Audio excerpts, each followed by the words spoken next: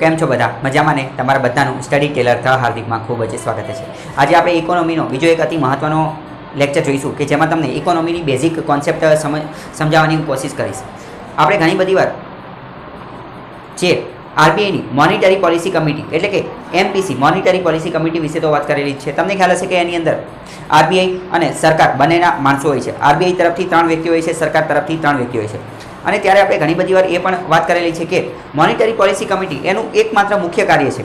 થોડા સમય પહેલાં અગર ભૂતકાળની વાત કરીએ તો ભૂતકાળમાં કેવું હતું કે મોનિટરી પોલિસી કમિટીના અલગ અલગ કાર્ય હતા। એ માર્કેટની અંદર 2-3 અલગ અલગ વસ્તુ નિયંત્રણ રેગ્યુલેટ કરવાનું કાર્ય કરતું હતું।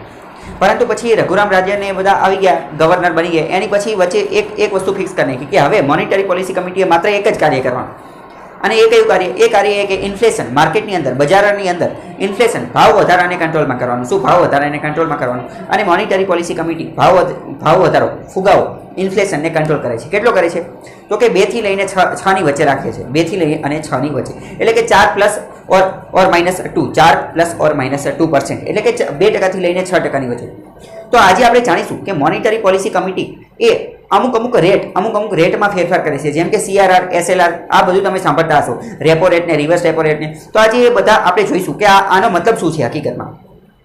એકવાર તમને આ બધું ખબર પડી જશે કે CRR શું છે, SLR શું છે, તો આની અંદરથી જે કોન્સેપ્ટ વાળા પ્રશ્ન પૂછાશે તો તમને ઓટોમેટિક ખબર પડી જશે। અને બીજું પણ FDIમાં આ લિમિટ વધારવામાં આવેલી અથવા તો કે બેંક દ્વારા, આરબીઆઈ દ્વારા આવો નિર્ણય લેવામાં આવેલો તો એનો શું ઇમ્પેક્ટ, એની શું અસર પડશે એ પણ ખ્યાલ આવશે। તો આપણે પહેલા એ જોઈ લઈએ।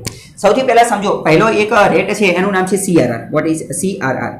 CRR નો મતલબ થાય cache reserve ratio. Cache reserve ratio જે અત્યારે 3% છે। જે અત્યારે કેટલો છે? 3%। હવે જો CRR એટલે કે કેશ રિઝર્વ રેશિયો, એનો મતલબ શું? પહેલા તો કેશ એટલે કે પહેલા શબ્દ ઉપરથી જ ખબર પડી જાય છે કે કેશ પૈસા કેટલા કેમાં રાખવાના? કેશમાં રાખવાના। રિઝર્વ એટલે કે રિઝર્વ રાખવાના, જમા રાખવાના। રિઝર્વ એટલે તમને ખ્યાલ, આપણે બચત માટે રાખતા હોઈએ, ઇમરજન્સી માટે, તો એવી રીતે રિઝર્વ રાખવાના। અને રેશિયો એ એનો ગુણોત્તર।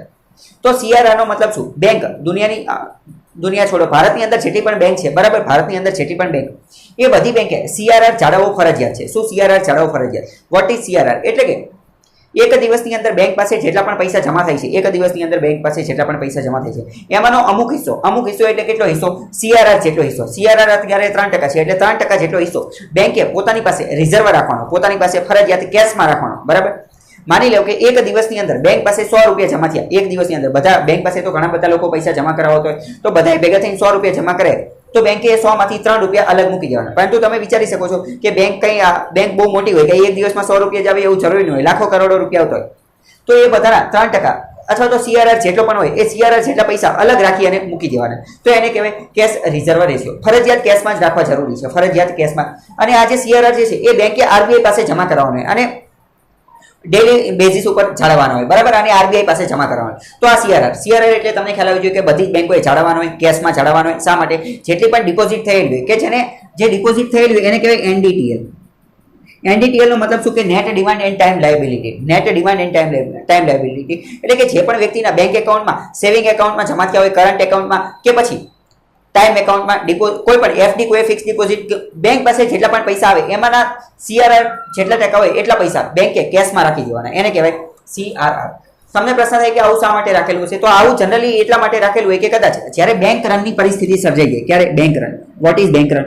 બેંક રન એટલે કે જ્યારે અમુક વાર કોઈ ફેક ન્યૂઝ આવી ગઈ હોય અથવા કંઈક એવી ન્યૂઝ આવી ગઈ હોય કે જેના કારણે લોકોને એવું થઈ જાય કે આ બેંક તો બંધ થઈ જશે, આ બેંક તો ઉઠી જશે, મારા પૈસા જે છે એ બરબાદ થઈ જશે, અને બધા લોકો એક સાથે બેંકમાં જતા રહે પોતાના પૈસા પાછા લેવા માટે, બધા લોકો પોતાના પૈસા પાછા લેવા માટે બેંક પાસે જતા રહે, તો ત્યારે આવી પરિસ્થિતિની અંદર બેંક પાસે આવા જો પૈસા કેશમાં પડેલા હોય તો તાત્કાલિક બધાને દઈ દે કે હારું તમારો પૈસા લેવો અને હવે નીકળો અહીંથી, બરાબર। તો એટલે કે બેંક પાસે એવું કંઈક અનામત હોવું જોઈએ, નહીં તો પછી હવે બેંક પાસે પૈસા ન હોય તો પછી એક તો ઓલરેડી તે લોકોને વિશ્વાસ ન હોય, કારણ કે લોકો ન્યૂઝમાં કંઈક ફેક ન્યૂઝ કે એવું કંઈક જોઈને તેમને ખબર પડી હોય કે મારા પૈસા ખતરામાં છે, અને ત્યાં જઈને વળી પાછી બેંક એમ કહે કે ના પૈસા નથી, અત્યારે નહીં મળે, તો એમને વિશ્વાસ આવી જાય, બરાબર। તો CRR એટલે ખ્યાલ હોય। બીજો આની જેવો એક રેટ છે SLR। What is SLR? SLR એટલે કે statutory liquidity ratio. Statutory liquidity ratio આ જનરલી 17% ની આજુબાજુમાં હોય છે। કેટલા ટકા છે એ આપણી માટે મહત્વનું નથી, પરંતુ આની અંદર શું હોય તો આની અંદર પણ અમુક પ્રકારના પૈસા જે છે એ રાખવાના, પરંતુ આની અંદર જે પૈસા રાખવાના હોય એ બેંકે પોતાની પાસે રાખવાના હોય। CRR માં ક્યાં રાખવાના હોય? CRR માં બેંક આરબીઆઈ પાસે રાખવાના હોય, આરબીઆઈ પાસે જમા કરવાના હોય। SLR માં ક્યાં રાખવાના હોય? બેંકે પોતાની પાસે રાખવાના। પરંતુ SLR માં શું છે, SLR ની અંદર એવો નિયમ છે કે કેશ રાખવા જરૂરી નથી. જો કે કેશ રાખે તો એ કઈ વાંધો નથી, કોઈ ના પડે નહીં, બરાબર, બેંકના પૈસા હોય એને મજા આવે એવું રીતે રાખે. પરંતુ CRR માં તો ફરજિયાત કેશ જ રાખવાના. SLR માં એ ગોલ્ડ સ્વરૂપે પણ રાખી શકે છે, GSEC સ્વરૂપે પણ રાખી શકે છે. મતલબ કે ગોલ્ડ અને GSEC એમાં પણ રાખી શકે છે, કેશમાં પણ રાખી શકે છે, પરંતુ આમાં પણ રાખી શકે. આમાં ફરજિયાત કેશ રાખવા જરૂરી છે. તમને પ્રશ્ન થાય કે ગોલ્ડ અને GSEC માં બેંક શું લેવા રાખે, તો એનું કારણ એ છે કે જો બેંક જે છે એ કદાચ ગોલ્ડ અને GSEC માં રાખે તો એને થોડું ઘણું રિટર્ન મળી શકે. What is return? રિટર્ન એટલે કે વ્યાજ, થોડું ઘણું ઇન્ટરેસ્ટ મળી શકે, થોડું ઘણું વ્યાજ મળી શકે. ગોલ્ડનો ભાવ, સોનાનો ભાવ બજારની અંદર વધશે તો એની કિંમત પણ વધશે. GSEC ગવર્મેન્ટ સિક્યુરિટીમાં ઇન્વેસ્ટ કરશે તો એને થોડું ઘણું વ્યાજ કે એવું કંઈક મળશે, બરાબર. એટલે બેંકને એવું લાગે કે એમને કેશમાં રાખવાથી તો પૈસા કંઈ કામ આવવાના નથી, તો એની કરતાં કંઈક રિટર્ન જનરેટ થાય એવું કંઈક કરીએ તો ગોલ્ડમાં અને GSECમાં ઇન્વેસ્ટ કરશે, બરાબર. તો આ જનરલી 17% આજુબાજુમાં હોય છે અને આ 3% આજુબાજુમાં. તો આવી રીતે કંઈક વસ્તુ હોય છે. તો ફરજિયાત બેંકે આટલા પૈસા કેશ રાખવા પડે. હવે આપણે ત્રીજા નંબરનો રેટ જોઈએ, રેપો રેટ. શું છે રેપો રેટ? રેપો રેટ જે છે એનું ફૂલ ફોર્મ હકીકતમાં તો રીપર્ચેસિંગ રેટ છે. શું? રીપર્ચેસિંગ રેટ. રી એટલે ફરીથી, પર્ચેસિંગ એટલે કે ખરીદવું, ફરીથી ખરીદવા માટેનો રેટ. તો રેપો રેટ, રીપર્ચેસિંગ રેટ, એનો મતલબ શું થાય? તો એનો મતલબ કંઈક એવો થાય કે જ્યારે RBI ફોર એક્ઝામ્પલ માની લો કે SBI કોઈ બેંક છે, બરાબર, SBI બેંક. હવે SBI બેંક છે એને ઘણા બધા લોકોને એક સાથે લોન આપી છે. SBI ઘણા બધા લોકોને એક સાથે લોન આપી છે, ઘણા બધા લોકોને એક સાથે લોન આપી, પરંતુ SBI પાસે પૈસા નથી. SBI પાસે પૈસા નથી કારણ કે અમુક CRR માં રાખી દીધા, અમુક SLR માં રાખી દીધા, બધા અલગ અલગ જગ્યાએથી રાખી દીધા. તો હવે SBI પાસે 4-5 જણા એકારે આવી ગયા લોન લેવા માટે, લાખો કરોડો રૂપિયાની. તો હવે SBI લોન આપી છે તો એ શું કરી શકે? તો SBI પાસે પૈસા નથી, તો SBI એવા કેસમાં RBI પાસેથી લોન લઈ શકે. શું કરી શકે? RBI પાસેથી લોન. તો RBI જે છે એ SBI ને લોન આપી દેશે, હારું મજા કરો, જાઓ લઈ જાઓ. પરંતુ RBI કઈ મફતમાં, ફ્રીમાં લોન નહીં આપે. RBI SBI ને જે પૈસા લોનમાં આપશે તો એનું કંઈક વ્યાજ ચાર્જ કરશે, એનું કંઈક ઇન્ટરેસ્ટ ચાર્જ કરશે. શું કરશે? વ્યાજ કંઈક ચાર્જ કરશે. અને એ જે વ્યાજ લેવામાં આવશે RBI દ્વારા બેંક પાસેથી, જે વ્યાજ લેવામાં આવશે એને જ કહેવાય રેપો રેટ. શું કહેવાય? RBI દ્વારા બેંક પાસે જે વ્યાજ લેવામાં આવે એને શું કહેવાય? Repo rate. એને શું કહેવાય? Repo rate. હવે બીજો પ્રશ્ન એ છે, તો RBI આ SBI ને પૈસા આપશે તો RBI પાસે પૈસા ક્યાંથી આવતા હશે? કારણ કે હવે માની લો કે SBI ને HDFC ને ICICI ને દેના બેંક ને બેંક ઓફ બરોડા ઘણી બધી દુનિયાની બેંકો છે, એ બધી બેંકો એક સાથે RBI પાસે પૈસા ઉધાર લેવા માટે જતી રહી, તો RBI પાસે પૈસા ક્યાંથી આવતા હશે? તો તમને કદાચ એવું લાગશે કે RBI તો ખુદ નોટ છાપે છે, ખુદ પૈસા છાપે છે, તો એની પાસે પૈસા પડેલા જ જતા હશે. અથવા તો તમને એવું લાગતું હશે કે RBI તાત્કાલિક નવી નોટ છાપી અને તરત આપી દેતી હશે. તો પહેલા તો બીજો જવાબ તો બિલકુલ ખોટો છે કે RBI તાત્કાલિક નોટ છાપી અને પછી પૈસા આપે એવું ન હોય, બરાબર. અને બીજું, RBI પાસે જે છે એ નોટ ખુદ છાપે છે એટલે એની પાસે પૈસા હોય એવું જરૂરી નથી. પરંતુ RBI પાસે પૈસા ક્યાંથી આવે એ હવે આપણે સમજીએ. મેં તમને પહેલા જ કીધું કે CRR જે 3% જે છે, CRR 3%. CRR માં શું હોય કે બેંકોએ પૈસા RBI પાસે જમા કરાવવાનો હોય, તો બધી બેંકોએ RBI પાસે પૈસા જમા કરાવેલા, તો એ પૈસા તો RBI પાસે પડેલા જોઈએ. એટલે એ પૈસામાંથી RBI જે છે આ રેપો રેટ સ્વરૂપે અલગ અલગ બેંક આવે લોન લેવા માટે, તો કે જાઓ લઈ જાઓ, એવી રીતે લોન આપી દે. તો રેપો રેટ એટલે શું? બેંક જ્યારે RBI પાસે લોન લેવા જાય અને RBI એને જે વ્યાજ દરે લોન આપી એને કહેવાય રેપો રેટ. આની જેવો બીજો રેટ છે રિવર્સ રેપો રેટ. શું છે? Reverse repo rate. Reverse repo રેટનો મતલબ શું થાય? તો રિવર્સ રેપો રેટનો મતલબ એવો થાય કે માની લો કે SBI છે, SBI પાસે કદાચ મંદીનો માહોલ છે, એવું માની લે કે માર્કેટની અંદર મંદીનો માહોલ છે, કોઈ લોન લેવા જ આવતું નથી, કોઈ લોન લેવા આવતું જ નથી. જેમ કે અત્યારે કોવિડ છે, બરાબર, લોકો ડિમાન્ડ જ કરતા નથી, કઈ વસ્તુ કોઈ ખરીદતું જ નથી, કોઈ ડિમાન્ડ જ કરતા નથી, તો કોઈ ઉદ્યોગવાળા લોન લેવા આવતા નથી, બિઝનેસમેન લોન લેવા આવતા નથી. તો પછી SBI કોઈ બેંકને એવું લાગે કે મારા પૈસા તો એમને પડેલા ધૂળ ખાય છે અથવા તો એમને કાટ ખાય છે, તો આ પૈસાનું મારે કંઈક કરવું જોઈએ, ક્યાંક ઇન્વેસ્ટ કરવા જોઈએ. તો બેંક શું કરે? બેંક એમ કે અહીંયા ને રાખવા, એની કરતા લઈને હું RBI પાસે જમા કરી દઉં. તો જ્યારે બેંક જે છે એ પોતાના બાકી રહેલા પૈસા અથવા વધેલા પૈસા જે છે એ RBI પાસે જમા કરાવે. જ્યારે બેંક RBI પાસે જમા કરાવે, બેંક RBI પાસે જમા કરાવે, ત્યારે RBI એમ કે હારું હાલો તમે અમારા પાસે પૈસા મૂકી દો તો થોડુંક વ્યાજ લઈ જાઓ, તો થોડુંક વ્યાજ આપે. ત્યારે RBI જે છે એ SBI ને વ્યાજ આપે છે, RBI એ બેંકને વ્યાજ આપે છે. એને શું કહે?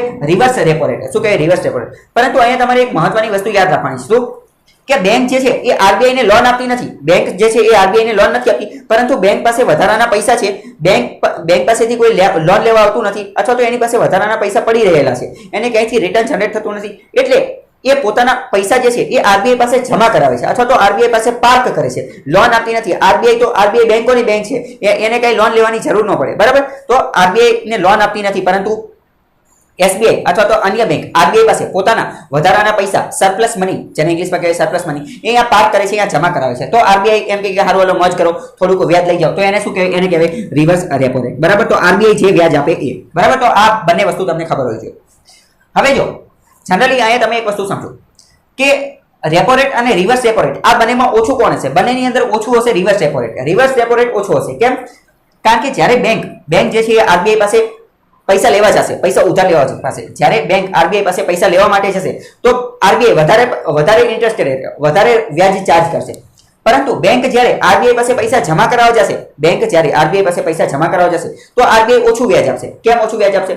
આરબીઆઈ તો ચોખ્ખું જ કે અમે ક્યાં કીધું કે તમે અમારા પાસે પૈસા જમા કરાવો. બેંકને એવું લાગે છે કે મારે કોઈ લોન લેવા આવતું નથી, એટલે મારે આરબીઆઈ પાસે પૈસા જમા કરાવવા જવું છે.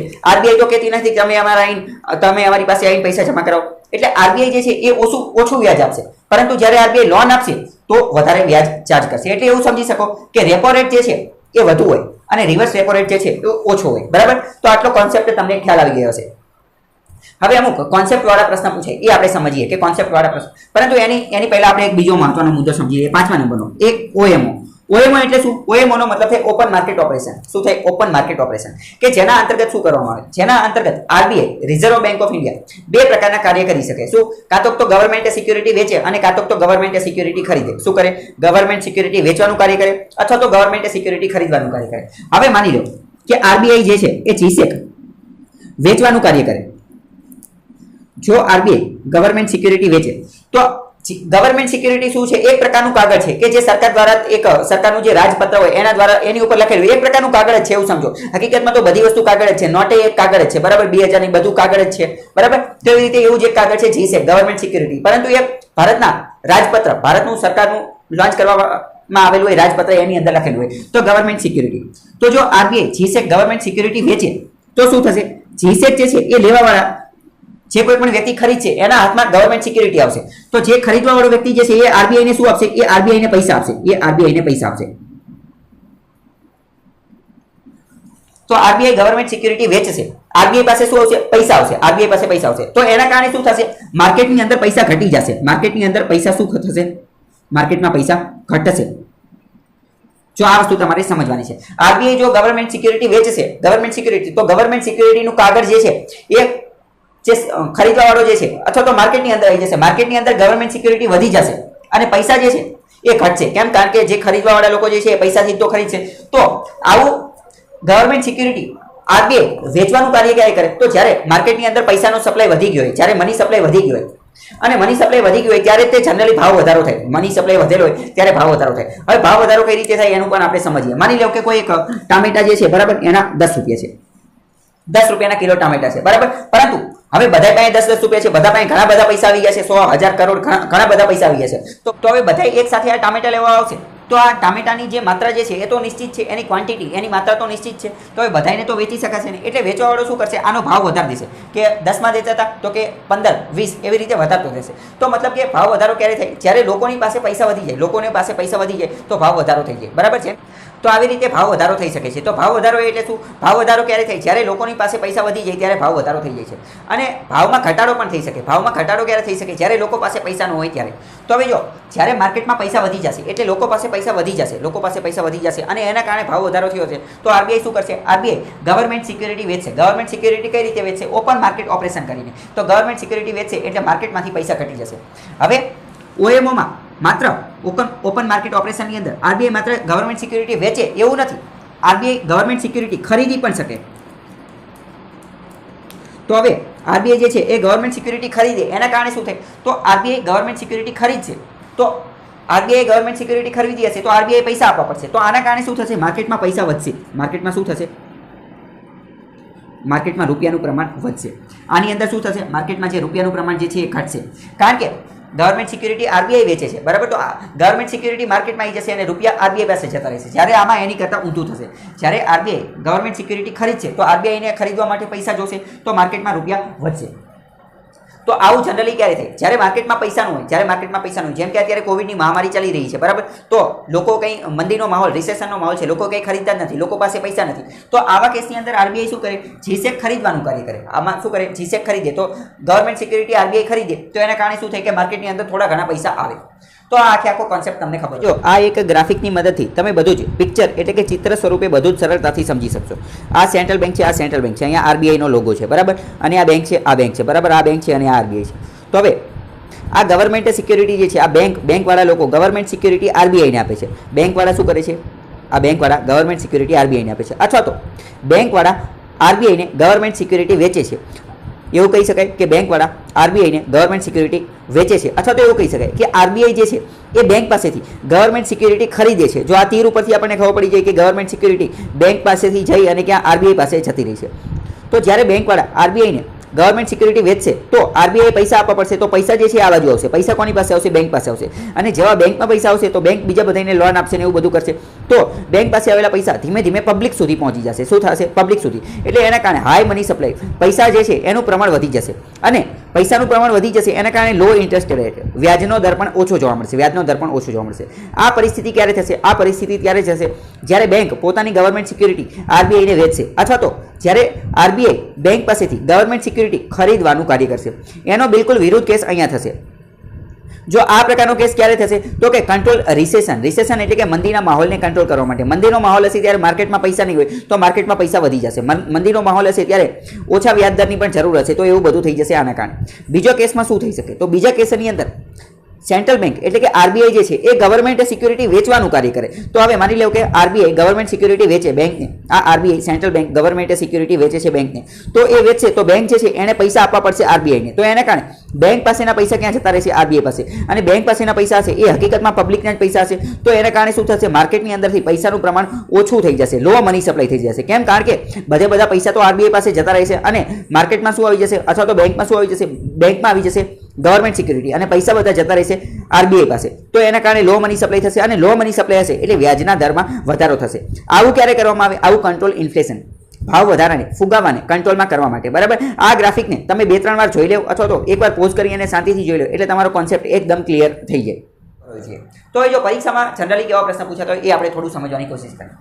પ્રશ્ન પહેલા તો એવો પૂછે કે જો ભાવ વધારો છે એટલે કે ઇન્ફ્લેશન છે તો ભાવ વધારાને કંટ્રોલ કરવા માટે ભાવ વધારાને કંટ્રોલ કરવાનું કાર્ય કોણ કરે છે? મેં તમને પહેલા જ કહી દીધું કે એ કાર્ય કરે છે એમપીસી, મોનેટરી પોલિસી કમિટી, જે આરબીઆઈના ગવર્નર દ્વારા હેડ કરવામાં આવે છે. તો એમપીસી ભાવ વધારાને કંટ્રોલ કરવા માટે આમાંથી શું કરી શકશે?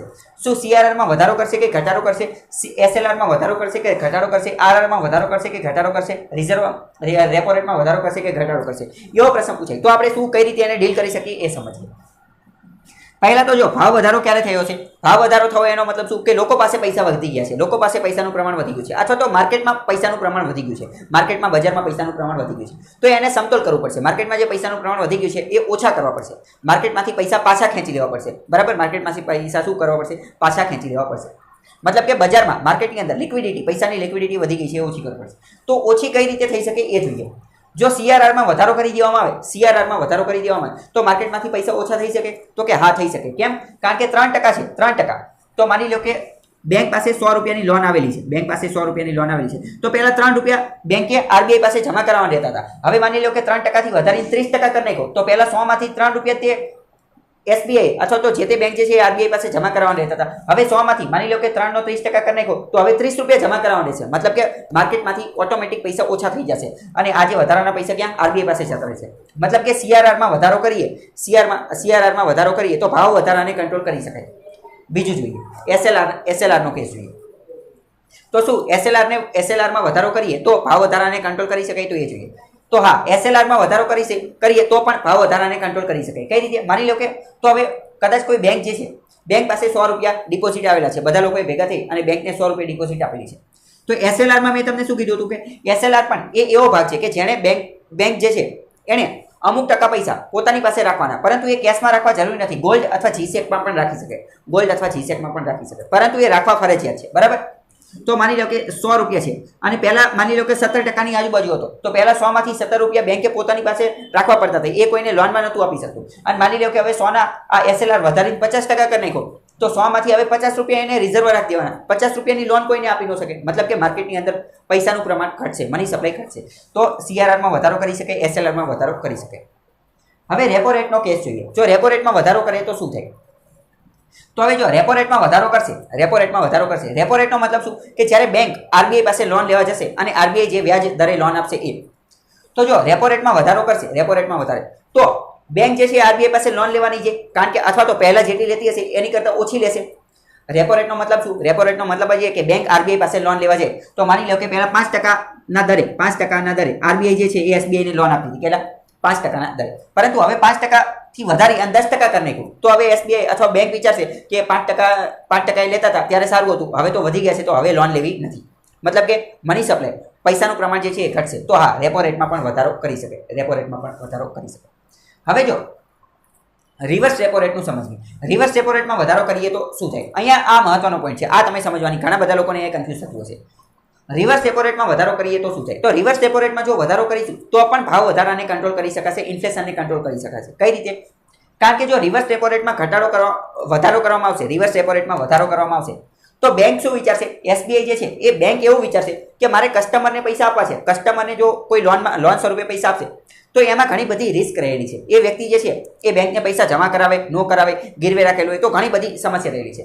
તો જો રિવર્સ રેપો રેટમાં વધારો કરવામાં આવશે, રિવર્સ રેપો રેટમાં, તો બેંક ડાયરેક્ટ જ એવું વિચારશે કે રિવર્સ રેપો રેટમાં જ વધારો કરેલો છે તો હું કસ્ટમરને પૈસા આપું, વ્યાજે લોને આપું, એની કરતાં હું ડાયરેક્ટ તે આરબીઆઈને તે લોનમાં આપી દઉં. એટલે બેંક શું વિચારશે? બેંક ડાયરેક્ટ એવું વિચારશે કે મારે આરબીઆઈને તે પૈસા આપી દેવા છે, કારણ કે રિઝર્વ રેપો રેટમાં જ વધારો કરેલો છે. અને રિઝર્વ રેપો રેટ એટલે મેં તમને પહેલા જ કીધું હતું કે રિઝર્વ રેપો રેટનો મતલબ શું કે બેંક જે છે, બેંક એ પોતાના વધારાના પૈસા, સરપ્લસ મની આરબીઆઈ પાસે જ્યારે જમા કરાવે, પાર્ક કરે, ત્યારે આરબીઆઈ એને થોડુંક વ્યાજ આપી દે તો એને કહેવાય રિઝર્વ રેપો રેટ. તો એ વધારો કરે, એમાં વધારો કરે તો પણ શું થશે? બેંક બધી આ પૈસા જમા કરાવી દેશે તો આના કારણે પણ ઇન્ફ્લેશનને કંટ્રોલ કરી શકાશે. બરાબર? તો ચારે ચાર વસ્તુ મોસ્ટ આઈમ્પી અથવા તો યાદ રાખવું હોય તો એવી રીતે યાદ રાખી લો કે જો માર્કેટમાં ભાવ વધારાને કંટ્રોલ કરવું હોય તો આ ચારેયમાં વધારો કરી દેવાનો. સીઆરઆરમાં વધારો કરી દેવાનો, એસએલઆરમાં વધારો કરી દેવાનો, રેપો રેટમાં વધારો કરી દેવાનો અને રિવર્સ રેપો રેટમાં બધામાં વધારો કરી દેવાનો. ઘણા બધા લોકોને પ્રથમ 3 પોઈન્ટ સમજાઈ જતા હોય છે પરંતુ ચોથો પોઈન્ટ સમજાતો નથી હોતો. તો મેં એ તમને સમજાવી દીધો. કેમ?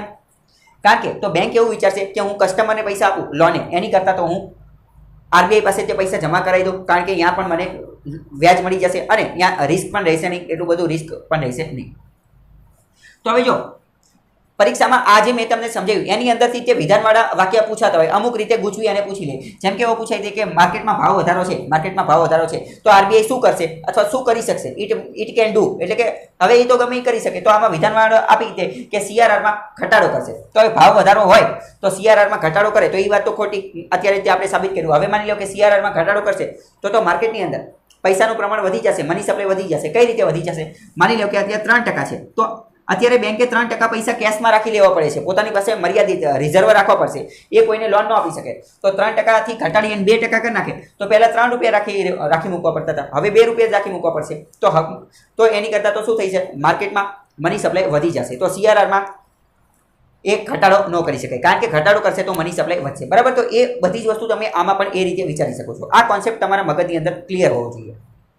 હવે અત્યારે હાલમાં આરબીઆઈના કયા કયા રેટ છે એ બધા તમે અહીંયા જોઈ શકો છો કે રેપો રેટ કેટલો છે, રિવર્સ રેપો રેટ કેટલો છે, સીઆરઆર કેટલો છે, એસએલઆર કેટલો છે, એ બધા તમે અહીંયા જોઈ શકો છો. બરાબર? હવે તમે એક વસ્તુ એટલી યાદ રાખો, શું? તો કે જ્યારે પણ આરબીઆઈ દ્વારા અથવા મોનેટરી પોલિસી કમિટી દ્વારા માર્કેટમાંથી પૈસાનું પ્રમાણ ઓછું કરવું હશે, માર્કેટમાંથી પૈસાનું પ્રમાણ ઘટાડવું હશે. બરાબર? માર્કેટમાં પૈસાનું પ્રમાણ ઘટાડવું હશે એટલે કે ભાવ વધારાને કંટ્રોલ કરવો હશે, ભાવ વધારાને કંટ્રોલ કરવો છે તો એ શું કરશે? એ આ બધામાં વધારો કરી નાખશે. રેપો રેટમાં વધારો કરી શકે, રિવર્સ રેપો રેટમાં વધારો કરી શકે, બેંક રેટમાં, સીઆરઆરમાં અને એસએલઆરમાં બધાની અંદર વધારો કરી શકે. બરાબર? હવે જો એટલું તમે યાદ રાખી લો કે જ્યારે ભાવ વધારાને કંટ્રોલ કરવો હશે તો ભાવ વધારાને કંટ્રોલ કરવા માટે શું કરવું પડે? માર્કેટમાંથી પૈસાનું પ્રમાણ ઘટાડવું પડે. તો માર્કેટમાંથી પૈસાનું પ્રમાણ ઘટાડવા માટે એ આ બધામાં વધારો કરી શકે. Repo rate, reverse repo rate, CRR અને એસએલઆર. બરાબર? જો અત્યારે મેં તમને સમજાવી દીધેલું છે પરંતુ જો તમને ન સમજે તો ખાલી અત્યાર માટે એટલું યાદ રાખી લો, એટલો રટ્ટો મારી લો કે ભાવ વધારાને કંટ્રોલ કરવો હશે તો માર્કેટમાંથી પૈસાનું પ્રમાણ ઘટાડવું હશે અને માર્કેટમાંથી પૈસાનું પ્રમાણ ઘટાડવું હોય તો CRR, SLR, repo rate, reverse repo rate બધામાં વધારો કરવો પડે. અને જો ભાવ વધારાને માર્કેટમાં પૈસાનું પ્રમાણ ઘટાડવું હોય તો આ કરવાનું. તો જો માર્કેટમાં પૈસાનું પ્રમાણ વધારવું હોય તો આ CRR, SLR, repo rate, reverse repo rate એ બધામાં ઘટાડો કરવાનો. બરાબર? આ એકબીજાની વિરોધી વાઇસે વર્સા છે. તો એ તમે યાદ રહે, કોન્સેપ્ટ તમને સમજાણો હોય તો ઠીક છે. બાકી પ્રશ્ન જેવી રીતે આવે એવી રીતે તમારે વિચારી અને લખવાનું. બાકી અત્યારે મેં કીધું એવી રીતે તમે રટ્ટો મારી શકો છો કે જો ભાવ વધારો અને એને કંટ્રોલ કરવો હોય તો કઈ રીતે કરી શકો. હવે જો અહીંયા આજે રેપો રેટ અને રિવર્સ રેપો રેટ જે છે આ બંને રેટ જે છે એ 14 દિવસ માટે હોય છે. એટલે કે જ્યારે રેપો રેટમાં આપણે શું સમજેલા હતા કે જ્યારે બેંક આરબીઆઈ પાસેથી લોન લે, બેંક આરબીઆઈ પાસેથી લોન લે અને આરબીઆઈ બેંક પાસે જે વ્યાજ ચાર્જ કરે એને રેપો રેટ કહેવાય. અને રિવર્સ રેપો રેટ એટલે કે આરબીઆઈ રિવર્સ રેપો રેટ એટલે કે કોઈ પણ બેંક પોતાના વધારાના પૈસા સરપ્લસ મની જ્યારે આરબીઆઈ પાસે પાર્ક કરે, આરબીઆઈ પાસે જમા કરાવે અને આરબીઆઈ જે વ્યાજ આપે એને કહેવાય રિવર્સ રેપો રેટ. તો આ બંને જે છે એ 14 દિવસ સુધીના હોય છે, એટલે કે ટૂંકા ગાળા માટેની લોન છે. આ બંને જે છે એ વ્યાજ દર કોની માટેના છે? ટૂંકા ગાળા માટેના. ટૂંકો ગાળો એટલે કેટલો ગાળો? તો કે 14 દિવસ સુધીના. 14 દિવસ સુધીના, બરાબર. બીજા બે અતિ મહત્વના કોન્સેપ્ટ સમજી લઈએ કે એમએસએફનો મતલબ શું થાય. એમએસએફનો મતલબ થાય માર્જિનલ સ્ટેન્ડિંગ ફેસિલિટી. એમએસએફનો મતલબ શું થાય? Marginal standing facility. આના અંતર્ગત શું હોય કે હવે માની લો કે બેંક જે છે, બેંકને તાત્કાલિક પૈસાની જરૂર પડી ગઈ છે. કોઈ બેંક જે છે એને તાત્કાલિક પૈસાની જરૂર પડી ગઈ છે, 24 કલાક માટે તાત્કાલિકની પૈસા જરૂર પડી. તો ઓવરનાઇટ એટલે કે એક રાત માટે તે પૈસા જોતા હોય, તાત્કાલિક ઓવરનાઇટ 24 કલાક માટે બેંકને પૈસા જોતા હોય અને બેંક પાસે ગીરવી રાખવા માટે કંઈ નથી. તો બેંક શું કરે? બેંક અમુક કેસની અંદર આજે એસએલઆરની અંદર જે ગોલ્ડ અથવા જીસેક જે સિક્યુરિટી જે છે ગવર્મેન્ટ સિક્યુરિટી, એસએલઆરની અંદર જે ગોલ્ડ અથવા ગવર્મેન્ટ સિક્યુરિટી જે છે, તો આ એસએલઆરના કોટાની એસએલઆરમાં રાખેલી ગવર્મેન્ટ સિક્યુરિટી આરબીઆઈ પાસે જમા કરાવે. કોઈ પણ બેંક શું કરે? એસએલઆરમાં રહેલી ગવર્મેન્ટ સિક્યુરિટી આરબીઆઈ પાસે જમા કરાવે અને તાત્કાલિક થોડા સમય માટે લોન લે, થોડા સમય માટે પૈસા લે, તો ત્યારે એને શું કહેવાય? Marginal standing facility. Marginal standing ફેસિલિટીનો મતલબ શું? માર્જિનલ સ્ટેન્ડિંગ ફેસિલિટીનો મતલબ જ એ કે આજે ગવર્મેન્ટ સિક્યુરિટી એસએલઆરના કોટાની ગવર્મેન્ટ સિક્યુરિટી ગીરવે રાખે આરબીઆઈ પાસે અને જે લોન લે એને કહેવાય માર્જિનલ સ્ટેન્ડિંગ ફેસિલિટી. તો આ તમને ખબર છે. બીજો એક વર્ડ સમજીએ કે કોલ મની. કોલ મનીનો મતલબ શું થાય? તો કોલ મનીનો મતલબ શું થાય? તો કે જ્યારે બે બેંક જો હવે આમાં આરબીઆઈનો કોઈ રોલ નથી, બે અલગ અલગ બેંક છે. માની લો કે એસબીઆઈ અને દેના બેંક અથવા એસબીઆઈ અને બીઓબી અથવા તો એક્સિસ બેંક અને એચડીએફસી બેંક, આવી જે અંદરો અંદર બેંક છે એ બેંકવાળા અંદરો અંદર જ કંઈક સમજી લે. એક બેંકને માની લો કે એસબીઆઈને પૈસાની જરૂર છે, તાત્કાલિક કોઈ વ્યક્તિ 50 લાખ રૂપિયા ઉપાડવા આવ્યો અને એસબીઆઈ કે મારા પાસે અત્યારે કેશ નથી, તો એસબીઆઈ શું કરે કે કોઈ બીજી બેંક પાસેથી આજુબાજુ લાગતા વળગતા હોય તો એની પાસેથી કંઈક અરેન્જમેન્ટ કરે, કંઈક ગોઠવણ કરે. તો એસબીઆઈ એની બાજુમાં બીજી બેંક હોય એચડીએફસી કે, તો એને ફોન કરે બ્રાન્ચ મેનેજરને કે લેવન જોવો તો કે તમારા પાસે પૈસા છે. અને એ બંને વચ્ચે જો પરસ્પર આપસમાં સુલે થઈ જાય તો એ બેંક વચ્ચેનો જે વ્યવહાર થાય તો એ પણ કંઈક ચાર્જ તો કરશે તે, તો એને કહેવાય કોલ મની. શું કહે? એને કહેવાય કોલ મની. તો કોલ મની એટલે શું કહે? બે અલગ અલગ બેંકની વચ્ચે જે વ્યવહાર થતો હોય તો એને કહેવાય કોલ મની. હવે આની જેવો તે એક બીજો શબ્દ છે બેંક રેટ. તો આપણે સમજીએ કે બેંક રેટ શું છે. તો બેંક રેટ અંતર્ગત શું હોય? બેંક રેટ અંતર્ગત પણ બેંક જે છે એ આરબીઆઈ પાસેથી લોન લે. બેંક રેટ અંતર્ગત પણ બેંક જે છે આરબીઆઈ પાસેથી લોન લે, પરંતુ આ જે લોન લે એ લાંબા ગાળાની હોય. આ શું હોય? લાંબા ગાળાની. રેપો રેટમાં શું હતું? રેપો રેટની અંદર એવું હતું કે જેની અંતર્ગત પણ બેંક જે છે આરબીઆઈ પાસેથી લોન લે, પરંતુ એ ટૂંકા ગાળાની એટલે કે 14 દિવસની. અને આ બેંક રેટમાં શું હોય કે બેંક કોઈ પણ માની લો કે એસબીઆઈ, દેના બેંક, કોઈ પણ બેંક એ આરબીઆઈ પાસેથી લોન લે, પરંતુ આ લોન લાંબા ગાળાની હોય. લાંબા ગાળાની એટલે કે 14 દિવસ કરતાં વધારની હોય. 14 દિવસ કરતાં વધારની હોય તો એ લાંબા ગાળાની હોય, તો એને કહેવાય બેંક રેટ. હવે અહીંયા બીજો પણ એક કોન્સેપ્ટ સમજવાનો છે. એ શું કે જ્યારે અહીંયા મેં તમને કીધેલું હતું કે રેપો રેટ અને રિવર્સ રેપો રેટ. તો રેપો રેટની અંદર જ્યારે બેંક આરબીઆઈ પાસેથી લોન લેવા જાય, માની લો કે એસબીઆઈને પૈસાની જરૂર પડી અને એ આરબીઆઈ પાસે જાય કે મારે લોન જોઈ છે, તો આરબીઆઈ અથવા તો બેંક જે આરબીઆઈ જે છે એ બેંકને તાત્કાલિક એમને એમ લોન ન આપી દે. બેંકે પણ ત્યાં કંઈક વસ્તુ કોલેટરલ રાખવી પડે, કંઈક વસ્તુ ગીરવે રાખવી પડે. જેવી રીતે આપણે બેંક પાસે લોન લેવા જાવી અને આપણને એમ કહે કે કંઈક ગીરવે રાખો, સોનું રાખો કે મોબાઈલ રાખો કે બાઇક રાખો કે ગાડી રાખો કે ઘર રાખો, આપણી પાસે કંઈક ગીરવે રખાવે.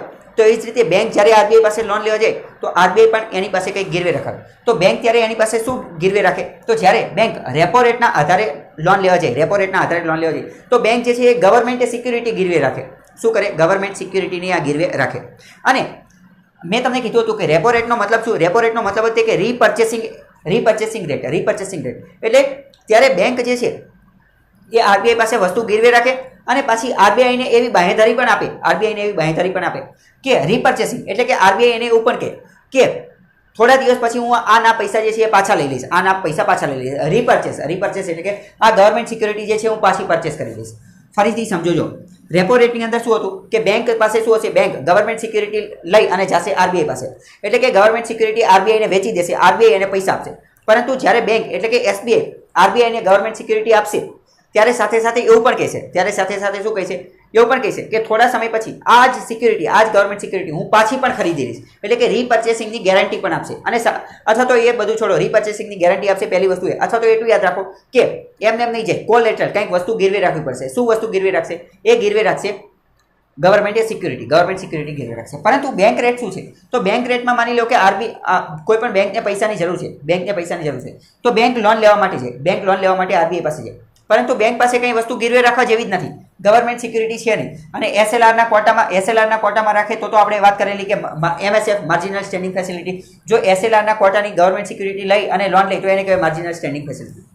પરંતુ માની લો કે બેંક જે છે એણે આ એસએલઆરના ક્વોટાની રાખી અને પણ લોન લઈ લીધી, એમએસએફ દરે પણ લોન લઈ લીધી, બધે લોન લઈ લીધી, તેમ છતાં પણ એને પૈસાની જરૂર પડી અને તાત્કાલિક પૈસાની જરૂર પડી. તો એવા કેસની અંદર જ્યારે બેંક કોઈ પણ કોલેટરલ વગર કાંઈ પણ વસ્તુ ગીરવે મૂક્યા વગર આરબીઆઈ પાસે લોન લે તો આરબીઆઈ એને જે વ્યાજદર આપે એને કહેવાય બેંક રેટ. અને બેંક રેટ જે છે એ લાંબા ગાળા માટે હોય, એટલે કે 14 દિવસ કરતાં વધારે સમય માટે હોય, એટલે લાંબા ગાળા માટે હોય. તો એ તમને ખબર હોય છે. જો અહીંયા એ પણ યાદ રાખજો કે રેપો રેટ અને રિવર્સ રેપો રેટ અંતર્ગત જ્યારે લોન લેવામાં આવશે, આરબીઆઈ લોન લેશે અથવા આરબીઆઈ પોતાના વધારાના પૈસા રિઝર્વ બેંકમાં જમા કરાવશે, બંને કેસની અંદર ગવર્મેન્ટ સિક્યુરિટીની પણ આપ લે થશે. ગવર્મેન્ટ સિક્યુરિટી પણ એક રીતે જો તમને ખ્યાલ હશે કે પહેલાના સમયમાં બાર્ટર સિસ્ટમ થતી હતી, તો હકીકતમાં અત્યારે પણ કંઈક એવું જ છે. આરબીઆઈ બેંકને પૈસા આપે, બેંક આરબીઆઈને પૈસા આપે, પરંતુ બેંક અને આરબીઆઈ વચ્ચે જ્યારે આ પ્રકારનો વ્યવહાર થાય તો પૈસાની સરખામણી કોની સાથે થાય? પૈસાની બાર્ટર સિસ્ટમ કોની સાથે થાય? ગવર્મેન્ટ સિક્યુરિટી સાથે, ગવર્મેન્ટ સિક્યુરિટી, બરાબર. આરબીઆઈ બેંક જે છે બેંક એ આરબીઆઈ પાસે લોન લે, પરંતુ આરબીઆઈ કંઈક જમા કરાવવું પડે, કોલેટરલ રાખવું પડે, ગીરવે રાખવું પડે. શું રાખે? તો કે ગવર્મેન્ટ સિક્યુરિટી, બરાબર. એવી જ રીતે જ્યારે બેંક પોતાના વધારાના પૈસા જે છે એ આરબીઆઈ પાસે જમા કરાવે ત્યારે પણ આરબીઆઈ પોતાની ગવર્મેન્ટ સિક્યુરિટી બેંકને આપે. તો એનો પણ સાથે સાથે બાર્ટર થતું એવું સમજી લેવું. બેંક રેટ એટલે શું? લાંબા ગાળા માટે, પરંતુ કોઈ પણ વસ્તુ ગીરવે નહીં નાખવાની, નો કોલેટર. તો આ ખબર હોવી જોઈએ. હવે આપણે અત્યાર સુધી જે કંઈ પણ કોન્સેપ્ટ જોયા એના રિલેટેડ એક પ્રશ્ન જોઈએ કે જે યુપીએસસી 2020ની અંદર પૂછાઈ ગયેલો છે. યુપીએસસી 2020માં પ્રશ્ન પૂછાયેલો છે એ આપણે સમજીએ. શું કીધેલું છે કે આરબીઆઈ નક્કી કરે છે, શું નક્કી કરે છે કે જો આરબીઆઈ એક્સપાન્શનિસ્ટ મોનેટરી પોલિસી બનાવવાનું નક્કી કરે છે તો આરબીઆઈ શું નહીં કરે? Will not do. આરબીઆઈ નહીં કરે. કેની માટે? એક્સપાન્શનિસ્ટ મોનેટરી પોલિસી. એટલે કે આરબીઆઈની જો એવી ઈચ્છા હોય કે માર્કેટની અંદર, બજારની અંદર મની સપ્લાય વધી જાય, પૈસાનો સપ્લાય વધી જાય, એટલે કે એક્સપાન્ડ થઈ જાય. એક્સપાન્ડનો મતલબ વધારો થાય. જો માર્કેટની અંદર મોનેટરી પોલિસી, પૈસાનો વધારો થઈ જાય, માર્કેટમાં વધારે પૈસા આવે તો આરબીઆઈ શું નહીં કરે? Would it not do. શું નહીં કરે? તો પહેલી વસ્તુ તો એસએલઆરમાં ઘટાડો કરશે. શું પહેલી શું કહે છે? એસએલઆરમાં ઘટાડો કરશે. હવે જો તમે સમજો એસએલઆર શું હતું? એસએલઆર મેં તમને કીધું હતું કે એસએલઆર આ કંઈક એવા પૈસા છે, આ કંઈક એવો ટકા છે, આ કંઈક એવો રેશિયો છે કે જે બેંકે અનામત રાખવાનો હોય, બેંકે પોતાની પાસે રાખવાનો હોય, અને એ ગોલ્ડ, ગવર્મેન્ટ સિક્યુરિટી, કેશ કોઈ પણમાં રાખી શકે, પરંતુ આમાંથી લોન ન આપી શકે. એસએલઆર શું? મતલબ કે આ બેંકે પોતાની પાસે રાખવાનો, આ જમા કરીને રાખવાનો, બેંકે પોતાની પાસે રાખવાનો, આમાંથી લોન આપી શકાય નહીં. તો હવે જો એની અંદર ઘટાડો કરવામાં આવશે, તો માર્કેટમાં પૈસા વધશે, તો શું થશે? માર્કેટમાં પૈસા વધશે, એટલે પહેલી વસ્તુ કરશે નહીં, બરાબર. પહેલી વસ્તુ, કારણ કે એસએલઆરમાં તો કટ કરી શકાય નહીં. જો એસએલઆરમાં કટ કરશે તો શું થશે? એસએલઆર જો કટ કરે, એસએલઆરમાં કટ, તો માર્કેટની અંદર પૈસા વધશે. શું થશે? માર્કેટની અંદર પૈસા વધશે. અને આમાં શું કીધેલું છે કે આમાં પણ એ જ પૂછેલું છે આપણને કે એક્સપાન્શનિસ્ટ એટલે કે માર્કેટમાં પૈસા વધવા જોઈએ. તો હા, બરાબર. પહેલી વસ્તુ જે છે, પહેલી વસ્તુ કરશે તો માર્કેટમાં પૈસા વધશે. પહેલી વસ્તુ કરવાથી શું? માર્કેટમાં. પરંતુ એમ કીધું છે કે ન કરવું જોઈએ. તો પહેલું તો કરશે તે. બીજું, હવે આપણે ત્રીજા નંબરનું વિધાન જોઈએ કે કટ ધ બેંક રેટ અને રેપો રેટ. જો બેંક રેટ અને રેપો રેટમાં કટ કરવામાં આવે, બેંક રેટ અને રેપો રેટ ઘટાડવામાં આવે તો શું થાય? તો બેંક રેટ અને રેપો રેટ એટલે હવે તમને ખ્યાલ આવી ગયો હશે, રેપો રેટ એટલે એ રેટ અથવા તો એ વ્યાજદર જેના કારણે બેંક જે છે આરબીઆઈ પાસેથી લોન લે છે. તો હવે જો આ ઘટાડવામાં આવે તો શું કરશે? આમાં ઘટાડો થશે તો બેંક આરબીઆઈ પાસેથી વધારે લોન લેશે. બેંક શું કરશે? આરબીઆઈ પાસેથી વધારે લોન લેશે, અને વધારે લોન લેશે તો પૈસામાં વધારો થઈ જશે, માર્કેટની અંદર પૈસા વધી જશે. તો ત્રીજું વિધાન પણ આવશે નહીં, બરાબર. કારણ કે આમાં તો શું કીધું છે કે નહીં કરે, પૈસા વધારવા માટે આરબીઆઈ નહીં કરે, તો ત્રીજું પણ નહીં કરે, અને ત્રીજું કરશે અને પહેલું પણ કરશે. એટલે પહેલું અને ત્રીજું સાચું છે, પરંતુ આમાં આપણે કહેવાનું છે ખોટું. તો આપણો આન્સર ઓટોમેટિક થઈ જશે બી, કે increase the marginal standing facility rate. એમએસએફનો રેટ જે છે એ વધારશે નહીં, પરંતુ ઘટાડશે, બરાબર. નીચે ઓપ્શન પણ આપેલા છે, તો આ તમને ખ્યાલ હોવો જોઈએ. બાકી હવે અહીંયા એમએસએફ એટલે શું? એટલે મેં કોન્સેપ્ટ મેં તમને અત્યારે જ સમજાવી દીધો છે. એમએસએફ એટલે માર્જિનલ સ્ટેન્ડિંગ ફેસિલિટી.